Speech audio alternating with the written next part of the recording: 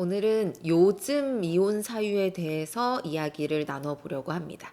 제가 초반에 이 변호사 생활을 할 때는 이혼 사유가 굉장히 명확했습니다. 보통은 뭐 외도, 폭언, 폭행, 고부 갈등 이런 것으로 이제 법에서 정하고 있는 이혼 사유에 딱 맞았었거든요.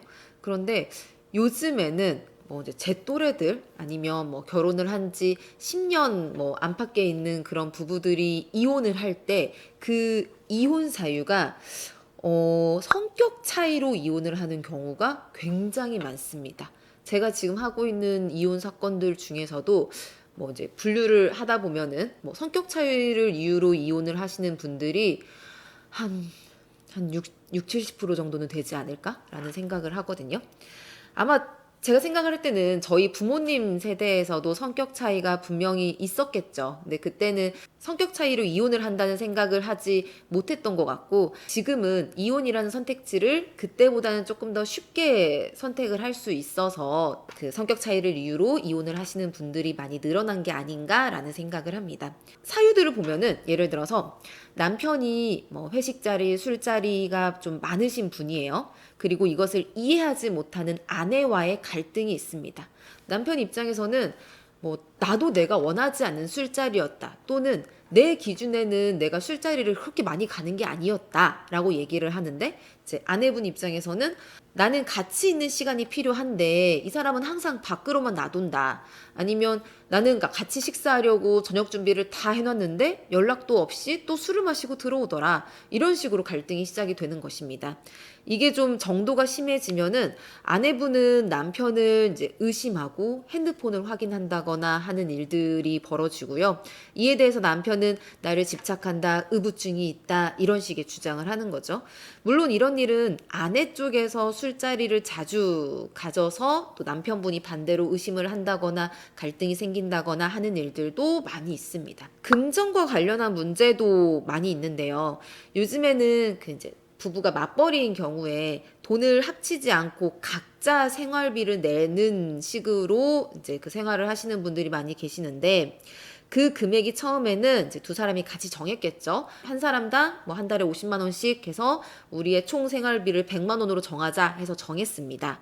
근데 살면서 생활비가 더 늘어날 수 있잖아요. 그러면은 이 돈을 더 내야 되는데 이제 그때 또 갈등이 시작이 되는 거예요. 이 생활비가 적네, 많네, 왜 돈을 더 내야 되느냐, 이제 이런 거를 따지기 시작을 하는 거거든요.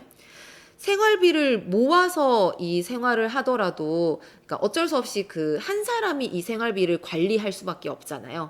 만약에 예를 들어서 아내가 이 생활비를 이제 남편한테 50만 원 받고 본인이 50만 원을 낸 이 100만 원의 생활비를 아내가 관리를 한다. 그리고 아내가 이 돈으로 뭐 장도 보고 생활용품도 사고 이렇게 관리를 해왔다.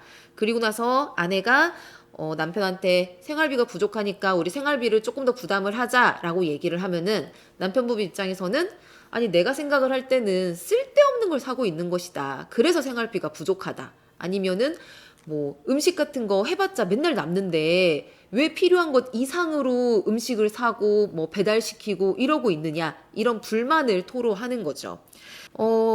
그래서 이것을 아끼면 되는데 아끼지 않고 생활비를 더 달라고 하는 것은 당신의 잘못이다 라고 이야기를 하는 것이고, 이제 이에 대해서 아내는 아니 남편은 본인 거는 명품도 잘 사고 비싼 것도 잘 사고 하면서 이 생활비를 아끼려고 한다 라고 이제 또 불만을 이야기를 하기도 하고요.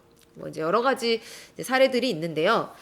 또 아이가 있는 경우엔 육아 문제가 이제 빠질 수가 없는데, 사실 육아를 할 때는 사이가 좋은 부부라도 어느 정도의 갈등이 생기기 마련입니다. 그런데 이미 성격 차이를 겪어온 부부가 이 육아 문제를 이제 마주치게 되면은 그 갈등이 더 심해지게 되는 거죠.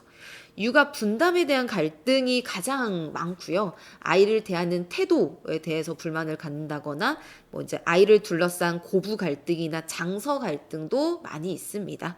육아와 관련한 갈등은 사실 제가 뭐 몇 시간을 이야기를 할 정도로 굉장히 뭐 많은 이야기들이 있죠.